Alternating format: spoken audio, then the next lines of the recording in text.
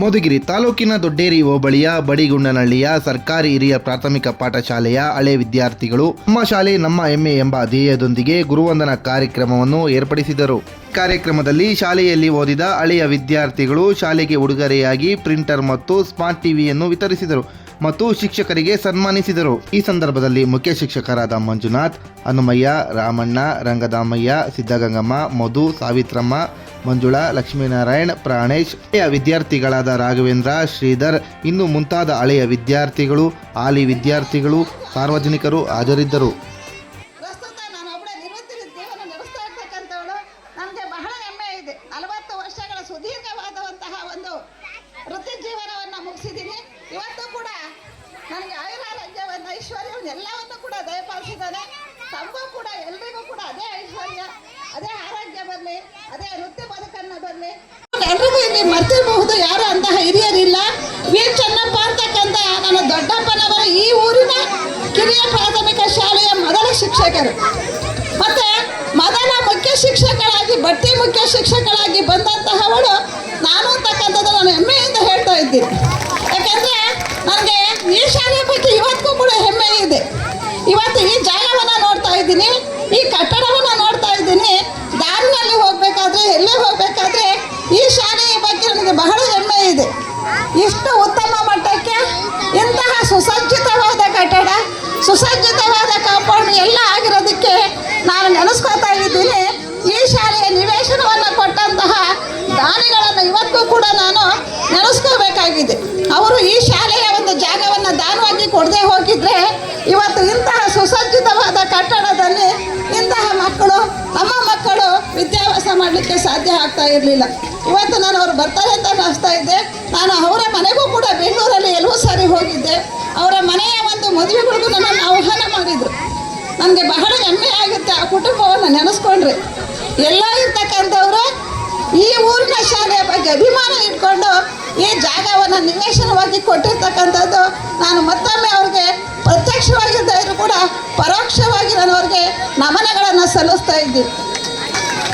ಮತ್ತು ಇಲ್ಲಿ ಎಲ್ಲ ಗ್ರಾಮಸ್ಥರು ಕೂಡ ನನಗೆ ಚಿರಪ, ಯಾಕೆಂದರೆ ನಾನು BLO ಆಗಿದ್ದಾಗ ಪ್ರತಿ ಮನೆಗೂ ಕೂಡ ಭೇಟಿ ಕೊಟ್ಟಿದ್ದೀನಿ. ಈ ಊರಿನ ಪ್ರತಿ ಮನೆ ಎಲ್ಲರೂ ಕೂಡ ನನಗೆ ಚಿರಪರಿಚಿತರಾಗಿದ್ದಾರೆ. ಮತ್ತು ಎಲ್ಲ ಪೋಷಕರ ಮಕ್ಕಳು ಕೂಡ ಉತ್ತಮವಾದಂತಹ ಒಂದು ಭವಿಷ್ಯವನ್ನು ರೂಪಿಸ್ಕೊಳ್ತಾ ಇದ್ದಾರೆ ಅಂತ ನಾನು ಕೇಳಿದ್ದೀನಿ. ಈ ಊರಿನ ಲಿಂಗೇಶ್ವರ ಸ್ವಾಮಿ ಹಾಗೂ ಹೊಟ್ಟಿ ಮಾರಮ್ಮ ತಮಗೆಲ್ಲರಿಗೂ ಕೂಡ ಒಳ್ಳೆಯ ಭವಿಷ್ಯವನ್ನು ಕೊಡ್ತಾ ಇದ್ದಾರೆ. ಗ್ರಾಮಸ್ಥರಿಗೆ ಎಲ್ಲರಿಗೂ ಕೂಡ ಉತ್ತಮವಾದ ಬದುಕನ್ನು ಸಾಗಿಸಲಿಕ್ಕೆ ಆಶೀರ್ವಾದ ಮಾಡ್ತಾ ಇದ್ದಾರೆ ಅಂತಂದು ನಾನು ಆ ಎರಡು ದೇವರುಗಳಿಗೂ ಸಹ ನನ್ನ ಒಂದು ನಮಸ್ಕಾರ ಸದಾ ಕೂಡ ನಾನು ಅರ್ಪಿಸ್ತಾ ಇರ್ತೀನಿ. ನನಗೆ ಬಹಳ ಹೆಮ್ಮೆ ಆಗ್ತಾ ಇದೆ. ಇಂತಹ ಊರಲ್ಲಿ ಇಂತಹ ಐತಿಹಾಸಿಕವಾಗಿರ್ತಕ್ಕಂಥ ದೇವಾಲಯಗಳಿದ್ದಾವೆ. ಅನೇಕ ಜನರು ಕೂಡ ಬಂದು ಹೋಗ್ತಾ ಇದ್ದಾರೆ. ಇಂತಹ ಶಾಲೆಯ ಮಕ್ಕಳನ್ನು ಮೊದಲು ನಾನು ಬಂದಾಗ ತುಂಬ ಉತ್ತಮವಾದಂತಹ ವಿದ್ಯಾಭ್ಯಾಸ ನಡೀತಾ ಇತ್ತು.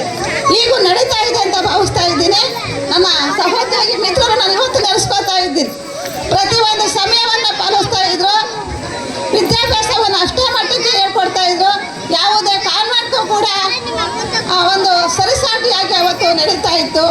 ಮಕ್ಕಳು ಕೂಡ ಎಲ್ಲ ಇಲ್ಲೇ ಸೇರಿಸ್ತಾ ಇದ್ರು. ಇವತ್ತು ಕಾನ್ವೆಂಟಿನ ಹಾವಳಿ ಹೆಚ್ಚಾಗಿದೆ.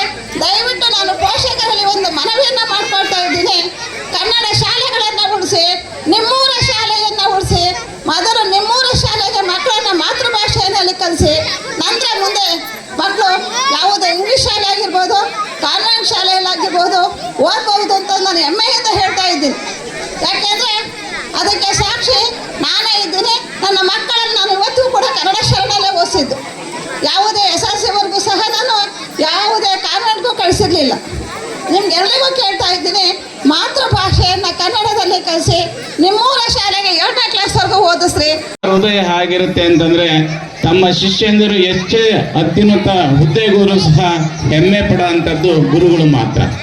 ಈ ನಿಟ್ಟಿನಲ್ಲಿ ಈ ಗುರುಗಳನ್ನು ವಂದಿಸುವಂಥ ಕಾರ್ಯಕ್ರಮಕ್ಕೆ ನಮ್ಮನ್ನು ಆಹ್ವಾನಿಸಿದ್ದು ತುಂಬ ಸಂತೋಷವಾಗಿದೆ.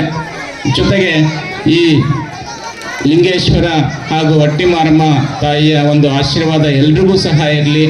ಈ ಒಂದು ಊರಿನ ಎಲ್ಲ ಮಕ್ಕಳು ಇನ್ನೂ ಉನ್ನತವಾದಂತಹ ಸ್ಥಾನವನ್ನು ದೊರಕೊಳ್ಳಿ, ಒಂದು ಉತ್ತಮ ಸಾಧನೆಯನ್ನು ಮಾಡಲಿ ಅಂತ ಆಶಿಸ್ತಾ ಎಲ್ರಿಗೂ ಸಹ ಒಂದೆರಡು ಮಾತುಗಳನ್ನ ಮುಗಿಸ್ತಾ ಇದ್ದೇನೆ.